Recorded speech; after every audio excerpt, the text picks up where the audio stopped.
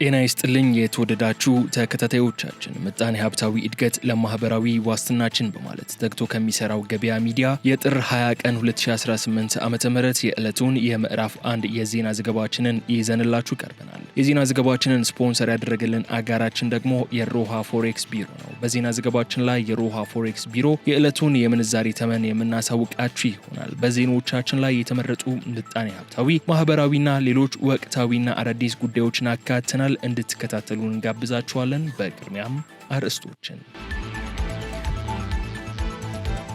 ከንቲባ አዳነች አቤቤ ለክፍለ ከተማና ወረዳ አመራሮች የመጨረሻ ማስጠንቀቂያ አስተላልፈዋል። ከንቲባዋ ይህንን ማስጠንቀቂያ ሊያስተላልፉበት ያስገደዳቸው ምክንያት በዝርዝር የምታደምጡት ይሆናል። ከባንክ ወጥቶ ለአራጣ ስራ ሊውል የነበረን በርካታ ብር በቁጥጥር ስር መዋሉ ተገልጿል። በክልሉ ከፍተኛ የሆነ የጥሬ ገንዘብ እጥረት ስለመከሰቱም ተሰምቷል። አብራችሁን ስትቆዩ ዝርዝሩን የምትሰሙት ነው። የውጭ ሀገር ስራ አገናኝ ኤጀንሲዎች በአስቸኳይ እንዲመዘገቡ የተቀመጠው ቀነ ገደብ ቅሬታ አንቀስቅሷል። ውሳኔው በኤጀንሲዎች ዘንድ ተቃውሞ ሊያስተናግድ የቻለው ለምንድነው? በዝርዝር ይዘነዋል። ከውጪ ሶማሊያ በወደብ ማስፋፊያ ምክንያት የዓለም ምግብ ፕሮግራም መጋዘን እንዲፈርስ ማድረጓን ተከትሎ ለተፈጠረው ውዝግብ ሙሉ ኃላፊነት እንደምትወስድ ገልጻለች። ኢራን በሆርሙዝ የባህር ሰርጥ ዙሪያ የቀጥታ ጥይት የሚተኮስበት ወታደራዊ ልምምድ መጀመሯን ተከትሎ አካባቢው ላይ ከፍተኛ ውጥረት ነግሷል። በሌላ በኩል ውጥረት በነገሰበት በዚህ ወቅት ተዋጊ አውሮፕላኖችን የጫነው ግዙፉ የአሜሪካ የጦር መርከብ የሬዲዮና የኤሌክትሮኒክስ ግንኙነት በማቋረጥ በከፍተኛ ሚስጥር መካከለኛው ምስራቅ መድረሱ ተዘግቧል። በስፋት የምናደርሳችሁ ጉዳይ ነው። የእነዚህና ሌሎች የሀገር ውስጥና ዓለም አቀፍ ጉዳዮችን ለማድመጥ አብራችሁ እንድትቆዩ በድጋሚ ይጋበዝኩኝ። አሁን ወደ ዝርዝር መረጃዎች እንለፍ።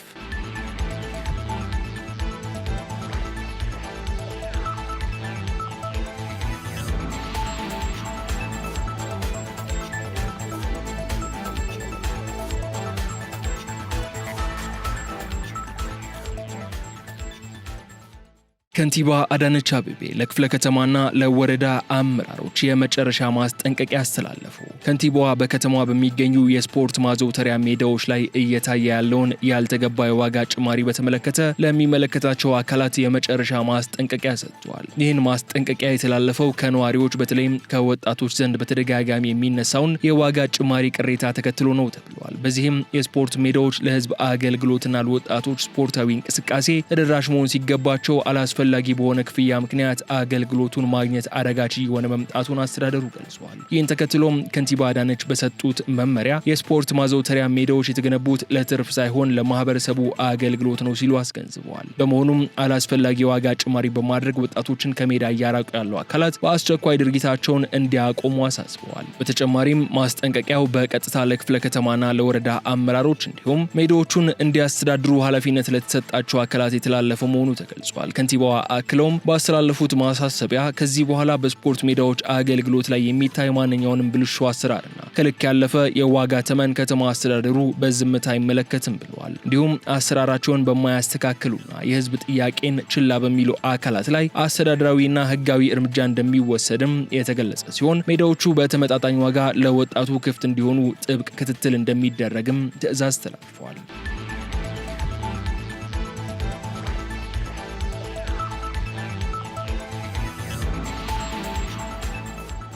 በግማሽ ዓመት ብቻ ከ5800 በላይ ፍቺ ተመዘገበ። በ2018 በጀት ዓመት ባለፉት 6 ወራት ብቻ 5805 ፍቺ መመዝገቡን የአዲስ አበባ ከተማ አስተዳደር ሲቪል ምዝገባና ነዋሪነት አገልግሎት ኤጀንሲ ገልጿል። የኤጀንሲው የ6 ወራት ሪፖርት እንደሚያሳየው ዘንድሮ የተመዘገበው ፍቺ ከአምናው ተመሳሳይ ወቅት ጋር ሲነጻጸር የዘንድሮ ከ2000 በላይ ብልጫን አሳይቷል። በሌላ በኩል በእነዚህ 6 ወራት 19800 ጋብቻ መፈጸሙን ኤጀንሲው የመዘገበ ሲሆን 12016 ሞት እንዲሁም 274067 የተለያዩ ኩነቶች ተመዝግበዋል። በሌላ በኩል በ6 ወራት ለ265578 ዜጎች መታወቂያ ለመስጠት ታቅዶ 343000 ለሆኑ ሰዎች መሰጠቱን የኤጀንሲው መረጃ ይገልጻል። በተያያዘ መረጃ ሙስናን ከመከላከል አኳያ 2 ሰዎች በኪራይ ሰብሳቢነት ከስራ መባረራቸውን፣ 13 ሰዎች በከባድ ዲስፕሊን ቅጣት መተላለፉን እንዲሁም 22 በቀላል ዲስፕሊን ቅጣት እንዲሁም 11 ፎርጅድ ዶክሜንት ይዘው የተገኙ ግለሰቦች ደግሞ ጉዳያቸው ተይዞ 41 ባለሙያዎች 11 31 ተገልጋዮች በአጠቃላይ 52 አካላት ተጠያቂ ተደርጓል ተብሏል። በተጨማሪም ከሐምሌ 1 ቀን 2018 ዓ.ም ጀምሮ ከ1,329,000 በላይ ዜጎች በፋይዳ መታወቂያ ተመዝግበዋል የተባለ ሲሆን በአዲስ አበባ ከተማ አጠቃላይ በፋይዳ ተመዝጋቢዎች ብዛት ከ7,488,000 መሻገሩን ሪፖርቱ አሳይቷል።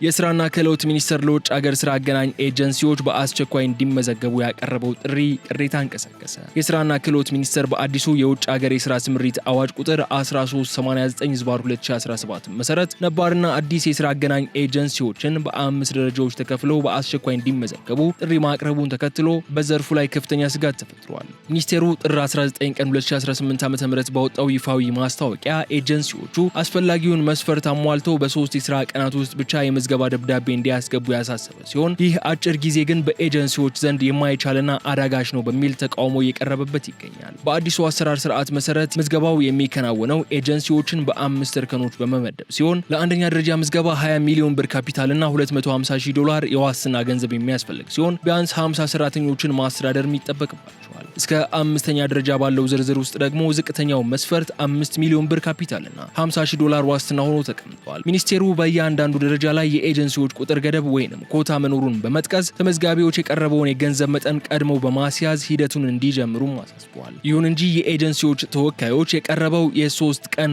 ገደብ ካለው የገንዘብ መጠንና ዝግጅት አንጻር ፍጹም የማይመጣጠን መሆኑን በጽኑ እየተከራከሩ ይገኛሉ። በተለይም የአፈጻጸም መመሪያው በዝርዝር ሳይገለጽና የተቀመጠው የዋስትና ገንዘብም በየትኛው ባንክና ዝግ አካውንት ገቢ እንደሚደረግ በግልጽ ሳይታወቅ እንዲህ ያለ አስገዳጅ ጥሪ መቅረቡ አግባብ እንዳልሆነ ይገልጻሉ። ይህ አሰራር ልምድ ያላቸውና በርካታ ዜጎችን ወደ ውጭ የላኩ ኤጀንሲዎችን ከገበያ ሊያስወጣ እንደሚችልና ይህም በውጭ ባሉ ዜጎች ጥበቃ ላይ አደጋ እንደሚደቅን ኤጀንሲዎቹ ስማቸው እንዳይጠቀስ በመጠየቅ አስረድተዋል። በመሆኑም የስራና ክህሎት ሚኒስቴር የአዋጁን አተገባበር በድጋሚ እንዲያጤነው ከባለድርሻ አካላት ጋር ግልጽ ውይይት እንዲደረግ ጥሪ ቀርቧል። ኤጀንሲዎቹ እንደሚሉት ያለበቂ ዝግጅትና የጊዜ ገደብ የሚደረግ ምዝገባ በዘርፉ ላይ መመሰቃቀልን ከመፍጠሩ ባለፈ የህጋዊ አሰራሩን ተአማኒነት ጥያቄ ውስጥ ሊከት ይችላል መባሉም ሪፖርተር ዘግቧል።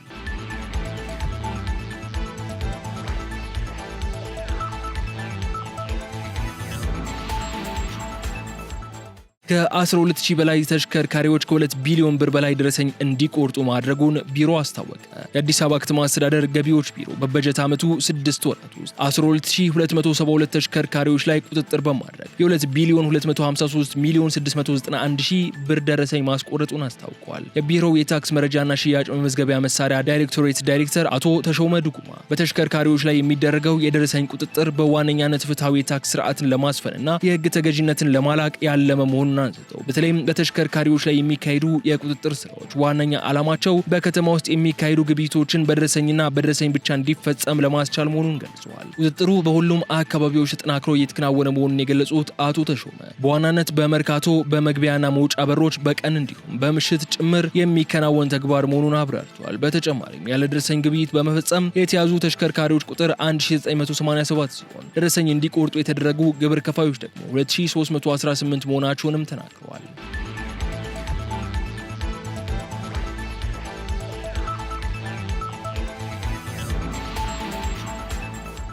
ከባንክ ወጥቶ ለአራጣ ስራ ሊውል የነበረን በርካታ ብር መያዙን ፖሊስ አስታወቀ።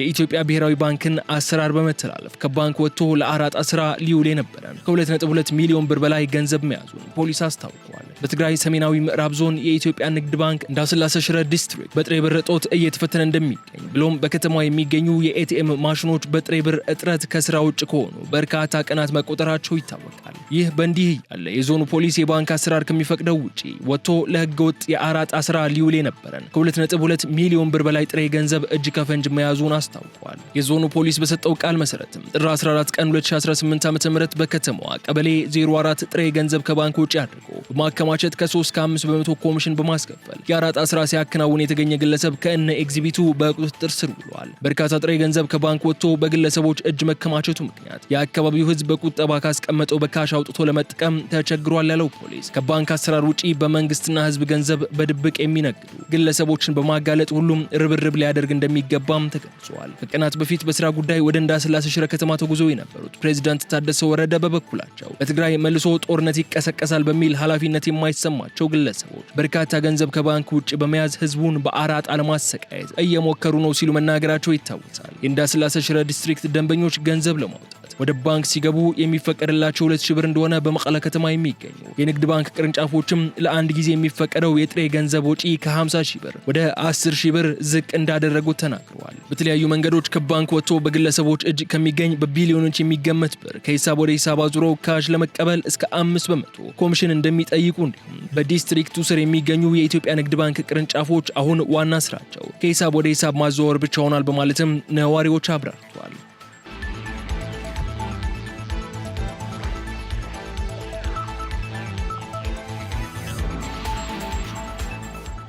የተከበራችሁ የገበያ ሚዲያ ተከታታዮቻችን የሀገር ውስጥ መረጃዎቻችን እነዚህ እስካሁን ስትከታተሏቸው የቆያችሁትን ይመስሉ ነበር። ከዚህ በማስከተል ከወደ አፍሪካ የተገኙና ዓለም አቀፍ የመረጃ ምንጮቻችን ላይ ያገኘናቸውን አሁናዊ ጉዳዮችን ነግራችኋለን። አብራችሁን በቅድሚያ ሶማሊያ በሞቃዲሾ ወደብ ማስፋፊያ ምክንያት ከመጋዘን ተወስዶ የነበረውን ሰብአዊ የምግብ እርዳታ ሙሉ በሙሉ መመለሷን አስታወቀች። የሶማሊያ መንግስት በሞቃዲሾ ወደብ ማስፋፊያ ወቅት በተፈጠረ አለመግባባት ተይዞ የነበረውን ሰብአዊ የምግብ እርዳታ ለዓለም ምግብ ፕሮግራም ማስረከቡን አስታውቋል። በዚህም የሶማሊያ የውጭ ጉዳይ ሚኒስቴር ባወጣው ይፋዊ መግለጫ በሞቃዲሾ ወደብ የማስፋፊያ ስራ ምክንያት የዓለም ምግብ ፕሮግራም መጋዘን እንዲፈርስ መደረጉን ተከትሎ ለተፈጠረው አሳዛኝ ክስተት መንግስት ሙሉ ኃላፊነት እንደሚወስድ ገልጿል። በወቅቱ በኃይል ተወስዶ የነበረውና በአሜሪካ መንግስት የተለገሰው 76 ሜትሪክ ቶን አልሚ ምግብ ሙሉ በሙሉ ለድርጅቱ ተመላሽ ተደርጓልም ተብሏል። በሌላ በኩል በዚህ አለመግባባት ደግሞ በተለይ ከአሜሪካ መንግስት በኩል ከፍተኛ ተቃውሞ ተነስቶ የነበረ ሲሆን ዋሽንግተን የእርዳታ እህል ተዘርፏል በሚል ለሶማሊያ የምታደርገውን የተወሰኑ የገንዘብ ድጋፎች አቋርጣ መቆየቷ ይታወሳል። የሶማሊያ መንግስት አሁን የወሰደው እርምጃ ከለጋሽ ሀገራትና ከዓለም አቀፍ ተቋማት ጋር ያለውን ግንኙነት ለማለዘብና የተቋረጡ ድጋፎችን እንዲቀጥሉ ለማድረግ የታለመ መሆኑ ተመላክቷል። የውጭ ጉዳይ ሚኒስትሩ አክሎም ለሰብአዊ እርዳታ ስራዎች አመቺ ይሆን ዘንድ በወደቡ ውስጥ አዲስና ሰፊ መጋዘን ለዓለም ምግብ ፕሮግራም መዘጋጀቱንና ወደፊቱ መሰል ችግሮች እንዳይከሰቱ ጥንቃቄ እንደሚደረግ አረጋግጠዋል። ከዚህ ቀደም የሶማሊያ ባለስልጣናት የእርዳታ እህሉ ተዘርፏል የሚለውን ክስ ውድቅ አድርገው የነበረ ቢሆንም አሁን ግን በይፋ ይቅርታ በመጠየቅ ስህተቱን ለማረም መወሰናቸው የዲፕሎማሲያዊ ጫናው ውጤት እንደሆነ ተነግሯል።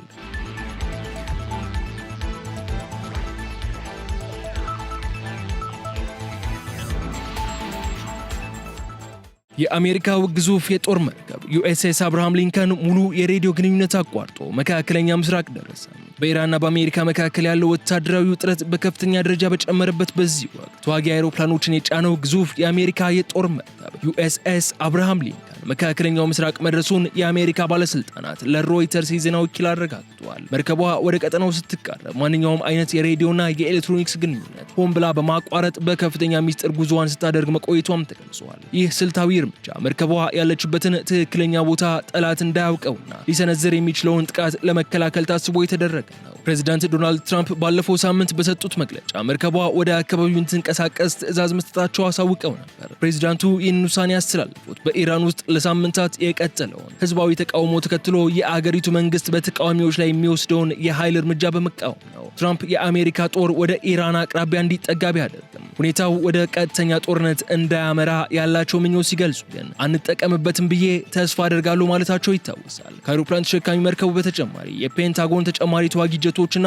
የሚሳኤል መሳሪያዎችን ወደ አካባቢው ማስጠጋቱ ተሰምቷል። መርከቧ በጉዞዋ ወቅት ያደረገችው የሬዲዮ ግንኙነት የማቋረጥ እርምጃ ለአሜሪካ ማዕከላዊ እዝ ስልታዊ ጠቀሜታ ያለው ሲሆን ይህም የኢራን ኃይሎች የመርከቧን እንቅስቃሴ በራዳር ወይንም በሌሎች መገናኛዎች እንዳይከታተሉ አግደዋቸዋል። አሜሪካ ቀደም ሲል በቀጠናው ውጥረት ሲነግስ ተመሳሳይ እርምጃዎችን ስትወስድ የቆየች ቢሆንም የአሁኑ ስምሪት ግን የኢራን መንግስት በገዛ ዜጎቹ ላይ የሚፈጽመውን ግድያ አላቆመም። አሜሪካ ጣልቃ እንደምትገባ የተሰጠውን ግልጽ ማስጠንቀቂያ ተከትሎ የመጣ ነው ሲል ቢቢሲ አስነብቧል።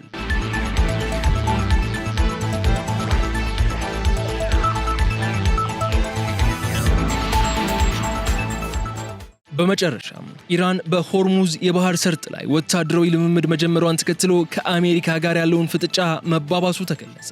በዓለማችን እጅግ ወሳኝ በሆነው የነዳጅ ማጓጓዣ መስመር በሆርሙዝ የባህር ሰርጥ አካባቢ በኢራንና በአሜሪካ መካከል ያለው ወታደራዊ ውጥረት ወደ አዲስ ምዕራፍ ተሸጋግሯል። የኢራን ባለስልጣናት ማክሰኞ ዕለት ባወጡት የአየር ክልል ጥንቃቄ ማስጠንቀቂያ መሰረት በባህር ሰርጡ ዙሪያ የቀጥታ ጥይት የሚተኮስበት ወታደራዊ ልምምድ እንደሚደረግ በማሳወቃቸው አካባቢው ለበረራ አደገኛ ሆኗል። ይህ እስከ ጥር 21 ቀን 2018 ዓ.ም ድረስ የሚቆየው ልምምድ ከ5 ኖቲካል ማይል ራዲየስ በላይ ያለውን የአየር ክልል የዘጋ ሲሆን እስከ 25000 ጫማ ከፍታ ያለውን የአየር ክልልም ለሲቪል አውሮፕላኖች ዝግ ተደርጓል። ኢራን ይህንን እርምጃ የወሰደችው የአሜሪካ አየር ኃይል ማዕከላዊ እዝ በክልሉ ግዙፍ ወታደራዊ ልምምድ መጀመሩን ባወጀ ማግስት መሆኑ ጉዳዩን ይበልጥ አሳሳቢ አድርጎታል።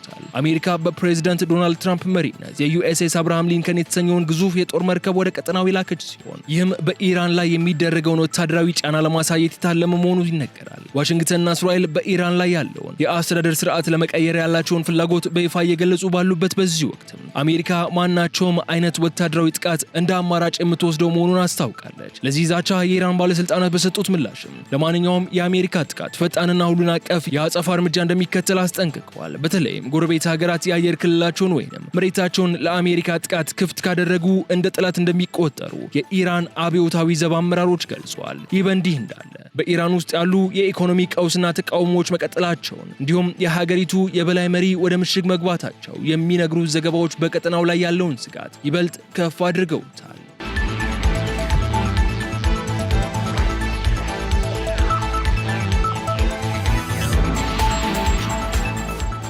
የተወደዳችሁ ተከታታዮቻችን የዕለቱን የምዕራፍ 1 የዜና ዘገባችንን የተከታተላችሁትን ይመስላል። አሁን ደግሞ የሮሃ ፎሬክስ ቢሮን የዕለቱን የምንዛሬ ተመን እናሳውቃችኋለን። በዛሬው ዕለት ሮሃ የፎሬክስ ቢሮ አንዱን የአሜሪካ ዶላር 178 ብር ከ05 ሳንቲም በመግዛት 181 ብር ከ61 ሳንቲም ሽጧል። አንዱን የታላቋን ብሪታንያ ፓውንድ ስተርሊንግ 231 ብር ከ84 ሳንቲም ተገዝቶ 236 ብር ከ47 ሳንቲም ተሽጧል። አንዱን ዩሮ 202 ብር ከ67 ሳንቲም ተገዝቶ 206 ብር ከ72 ሳንቲም ተሽጧል። አንዱን የስዊዝ ፍራንክ 218 ብር ከ35 ሳንቲም ተገዝቶ 222 ብር ከ71 ሳንቲም ተሽጧል።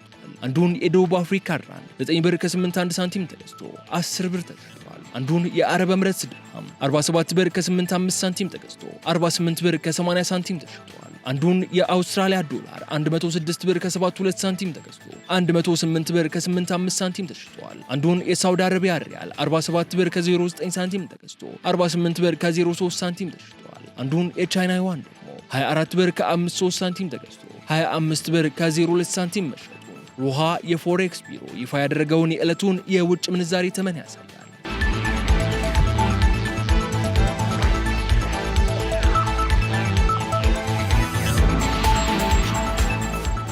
የተከበራችሁ የገበያ ሚዲያ ተከታታዮቻችን ለጥር 20 ቀን 2018 ዓ.ም ለቀን ለምዕራፍ 1 የተዘጋጁ የዜና ዘገባዎቻችን እነዚህ እስካሁን ስትከታተሏቸው የቆያችሁትን ይመስሉ ነበር።